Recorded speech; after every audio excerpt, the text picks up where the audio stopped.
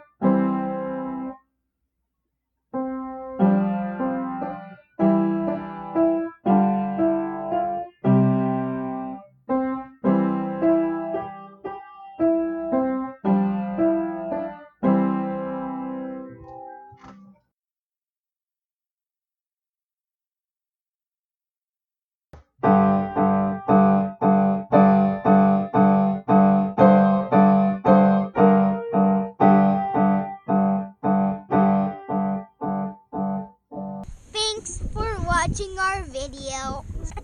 Hit the like button and show your friends. And the water was freezing.